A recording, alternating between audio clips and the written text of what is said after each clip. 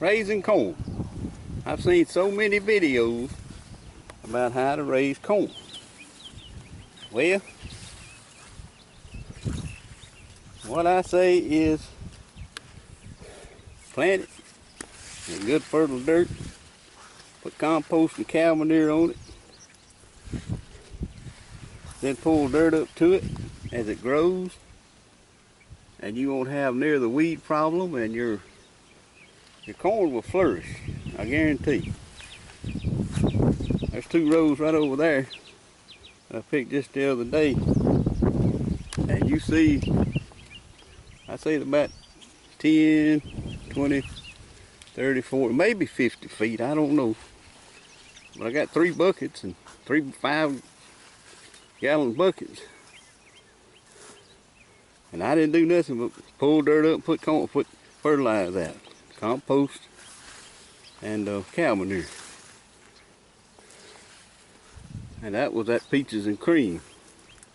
And people say, well, I can't raise it, I can't. Anybody can do anything if they just go by the old standards. I mean, this new style stuff I think it's nothing but a money maker myself, but that's just my thought. If you will just go by the old basics, pull dirt up to your plants, you won't have as much grass and weeds and whatever. Years ago, we didn't hardly know nothing about all this fine-tuning stuff we have today, you know, as far as raising a garden. I mean, Mom and Daddy focused more on their farm than they did on the garden a lot of times.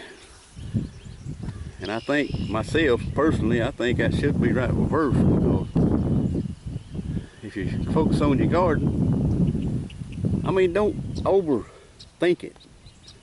Just do the basics.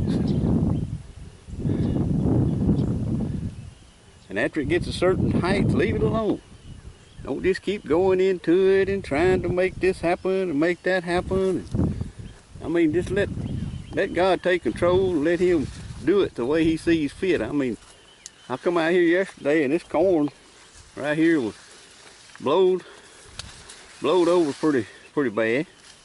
Then yesterday evening, as a matter of fact, about the same time it did the other day, it come by and blowed it down even further. Well, I didn't do nothing to it. I went on back in the house. I come out here today and everything just standing up just as pretty as it can be. And that just goes to show you, if we'll leave stuff alone, it'll start reaching for the sky. And you know who is above us all.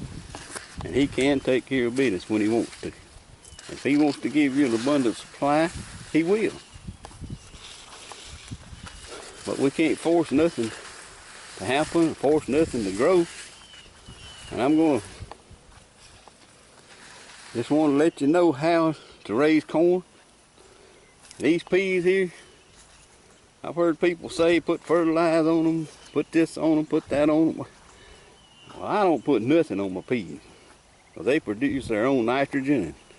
Matter of fact, if anything else, when I rotate my crops, as I do every year, I'm going to put the corn over here where the peas are, and the peas over there where the corn is, because the corn gives off nitrogen to the pea plants. And the peas thrive on fertile ground from them stalks that I'm going to put back in the ground when I tiller it up.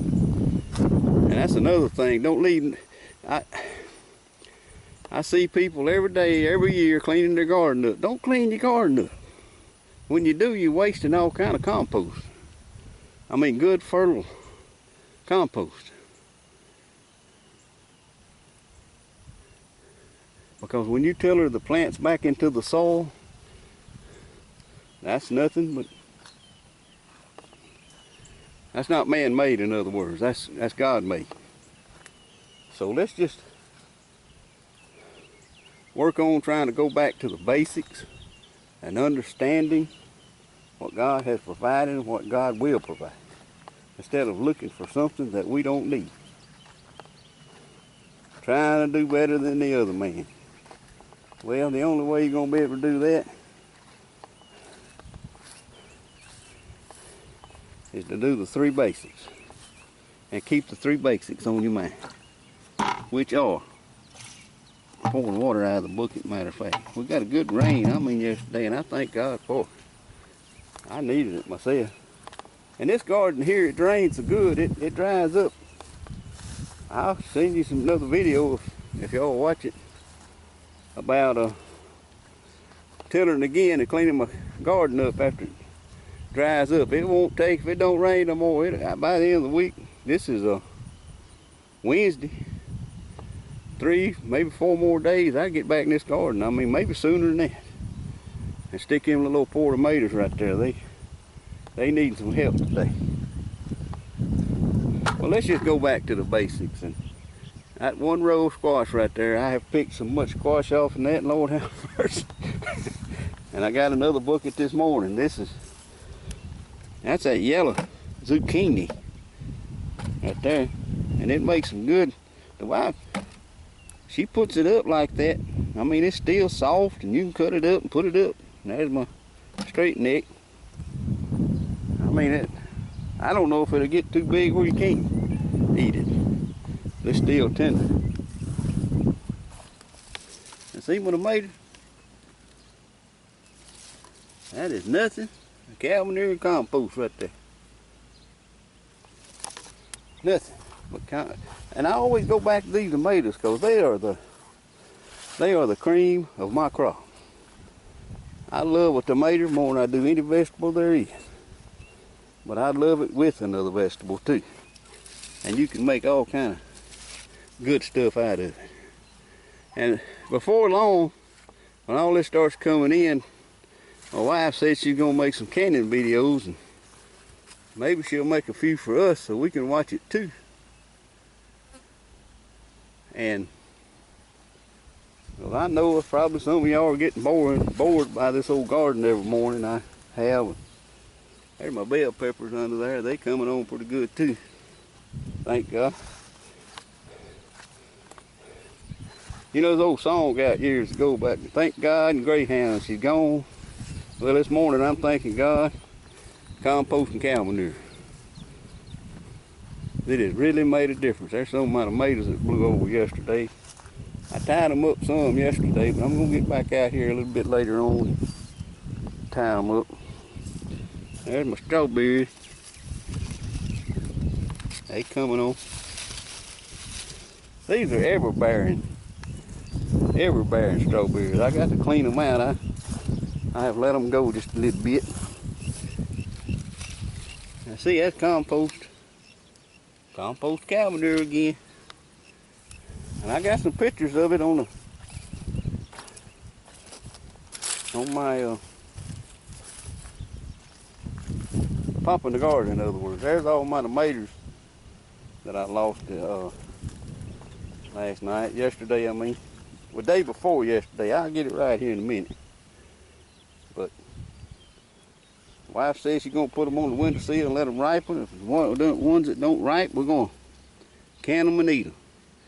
I see that there, I let that go just a little bit too long. It's trying to turn to seed. I need to get a grip on these things. There's another one. I'm showing you this morning what not to do. That's just a waste right there. I don't know if it was a rodent got in them, or in other words, a rat or something might have got in it. My wife gets on me sometimes for using sophisticated words and talking kind of proper. And she said, "Arvin, that's not you. Just be yourself." And you know, she got some good advice every once in a while. I hate to say it, but no, I lift her up this morning, and I thank God for her. We're gonna walk out here just a minute in the watermelon patch. I call it the truck patch. That's what we used to have when I was a kid. We had a truck patch and a garden. And the truck patch was out here like this, scattered out. And you could drive the truck down. As you see here, I got it where you can drive a vehicle down between the roads. And I may put the cart before the horse, but I hope that I get a pretty good yield off of these cantaloupes and these watermelons. I mean, they call some of them rattlesnake. I planted in, and they supposed to get to be pretty big. I know I could eat one right now. But that's my mammal sunflowers there you see too. And the watermelons, they running. Lord, I got to get out here and till this up before they get too far. They trying to get away from them, but you know, you can grab that vine, your watermelon plants, and you can pull it back up on this row like this, and they don't mind a whole bunch. Pull it back up on that row, and then you till it right beside them like, and then I can pull dirt up to them again. Lord, I love to pull dirt up. It makes them flourish, you know. I guess I'm gonna keep talking all morning, but you know, when I was a kid, my daddy, he always, I don't care what he planted, he would get out there and he had old pulverizing disc after he rode it up with a mill buster, and he'd pull that old disc with a cross tie behind the disc, and he would disc it lightly and drag them rows down with that old cross tie, and it'd be mighty near flat on the ground. And that's the way he planted. And people would come by saying, they called him Fish.